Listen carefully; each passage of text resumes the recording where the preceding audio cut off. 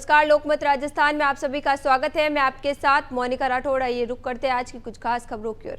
Israel ने Iran पर हमला कर दिया है। इजरायली रक्षा मंत्री इजराइल काट्ज ने इसकी पुष्टि करते हुए कहा कि उनके फाइटर जेट्स ने दुश्मन देश पर शुक्रवार सुबह हमला किया है। जानकारी के मुताबिक इजरायली सेना ने तेहरान के आसपास कम से कम 6 सैन्य ठिकानों को निशाना बनाया है। इन 6 में से 4 जगहों पर परमाणु ठिकाने भी मौजूद हैं। ईरान के सरकारी मीडिया ने पुष्टि की है कि इजरायली हमले में इस्लामिक रेवोल्यूशनरी गार्ड कॉर्प्स के कमांडर हुसैन सलामी की मौत हो गई है। हमले में ईरान के 2 प्रमुख परमाणु वैज्ञानिक मोहम्मद मेहदी तेहरानजी और फरदून अब्बासी भी मारे गए हैं।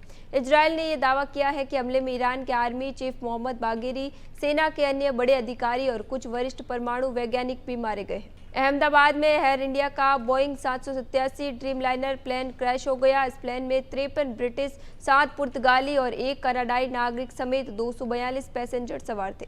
हादसे में एक ब्रिटिश पैसेंजर जिंदा बच गया है। अमेरिकी राष्ट्रपति डोनाल्ड ट्रंप ने इस घटना को प्लेन हादसों के इतिहास में सबसे बुरी दुर्घटनाओं में से एक बताया है। व्हाइट हाउस में बोलते हुए उन्होंने कहा कि ये एक भयानक दुर्घटना थी, हम जो कुछ भी कर सकते हैं करेंगे। ट्रंप ने कहा कि किसी को कुछ पता नहीं चला कि क्या हुआ, ऐसा लग रहा था कि वह ठीक ठीक उड़ रहा था।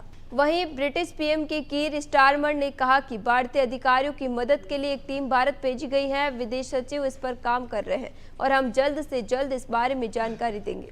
अहमदाबाद में हुए प्लेन क्रैश में अब तक 265 लोगों के शव बरामद कर लिए गए हैं। इनमें से 241 मृतक विमान में सवार पैसेंजर्स और क्रू मेंबर्स थे। 5 मृतक उस मेडिकल हॉस्टल के हैं जहां प्लेन क्रैश हुआ था। विमान जिस बीजे मेडिकल कॉलेज हॉस्टल पर गिरा वहां 50 से ज्यादा लोग मौजूद थे। हालांकि अभी यह क्लियर नहीं हुआ है कि हॉस्टल में कितनी मौतें हुई हैं। 4 MBBS छात्र और 1 डॉक्टर की पत्नी के मारे जाने की खबर आ रही है।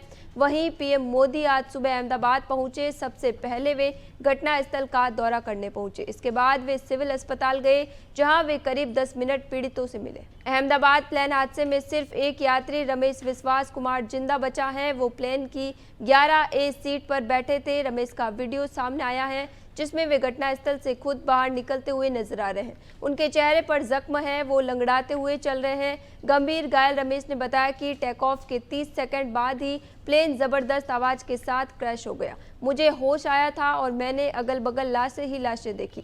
प्लेन के टुकड़े चारों तरफ बिखरे हुए थे। मुझे किसी ने उठाया और एम्बुलेंस में डाल दिया। मेरा भाई भी मेरे साथ प्लेन में सफर कर रहा था। कांग्रेस सांसद जयराम रमेश ने कहा कि बुधवार को एक ही दिन में भारत की कूटनीति को अमेरिका से 3 बड़े झटके लगे हैं। इनमें भारत की विदेश नीति और भारत अमेरिका संबंधों पर गंभीर सवाल खड़े होते हैं। जयराम ने कहा कि अमेरिका की central command chief general Michael Kurilla ने पाकिस्तान को आतंकवाद के खिलाफ साझेदार बताया। पाक आर्मी चीफ आसिम मुनीर को अमेरिका आर्मी डे के लिए न्योता दिया है। वहीं अमेरिकी विदेश मंत्रालय ने फिर से कहा कि भारत पाक तनाव ट्रंप ने खत्म करवाया। कांग्रेस नेता ने आगे कहा कि यह हमारी कूटनीति के लिए बड़े झटके हैं। साथ ही चेतावनी और चुनौती भी दी है। प्रधानमंत्री जो सर्वशक्तिमान और सर्वव्यापी हैं, उन्हें अब सर्वदलीय बैठक बुलानी चाहिए। उन्होंने विदेश यात्राओं पर गए सांसदों से मुलाकात की है। अब विपक्षी दलों के नेताओं से भी मिलना चाहिए। इंदौर के ट्रांसपोर्ट कारोबारी राजा रघुवंशी की हत्या का मास्टरमाइंड उसकी पत्नी सोनम का कथित प्रेमी राज कुशवाहा है। उसने राजा और सोनम की शादी के 11 दिन पहले मर्डर का प्लान बना लिया था। ये खुलासा मेघालय पुलिस की पूछताछ में आरोपियों ने ही किया है। शिलोंग SP विवेक श्याम ने बताया कि 3 आरोपी विशाल चौहान, आकाश राजपूत और आनंद कुर्मी 19 मई को ही शिलोंग पहुंच गए थे। राजा की हत्या के बाद सोनम 25 मई को इंदौर पहुंची। यहां वह 7 जून तक रही। इसके बाद राज के साथ ही गाजीपुर गई। आज भी 5 आरोपियों से पुलिस रिमांड में पूछताछ होगी। फिलहाल सोनम, रघुवंशी, राज कुशवाहा, विशाल चौहान, आकाश राजपुर और आनंद कुर्मी से अलग अलग पूछताछ की जा रही है। इन्हें शिलोंग के सदर थाने में रखा गया है। ईरान पर इजरायल के हमले की वजह से खाड़ी देशों में भारी तनाव बढ़ गया है। हमले की खबर के बाद कच्चे तेल के दाम अचानक बढ़ गए हैं। भू राजनीतिक तनाव का सीधा असर भारतीय शेयर बाजार पर भी पड़ता हुआ दिखाई दे रहा है। हफ्ते के आखिरी कारोबारी दिन की शुरुआत भारी गिरावट के साथ हुई है।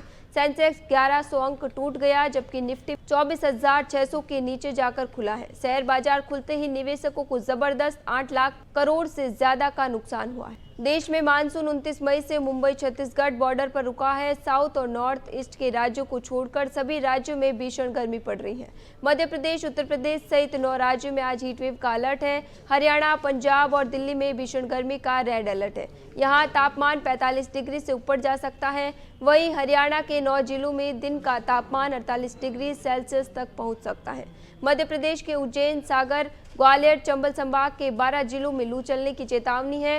दूसरी तरफ मौसम विभाग ने कर्नाटक, गोवा, केरल, महाराष्ट्र, तमिलनाडु, असम, मेघालय, नागालैंड, मणिपुर, मिजोरम, त्रिपुरा, ओडिशा, पश्चिम बंगाल, सिक्किम, तेलंगाना और उत्तराखंड में भारी बारिश की संभावना जताई है। फिलहाल के लिए इतना ही, फिर लौटेंगे एक नए सच के साथ। तब तक के लिए दीजिए इजाजत। नमस्कार।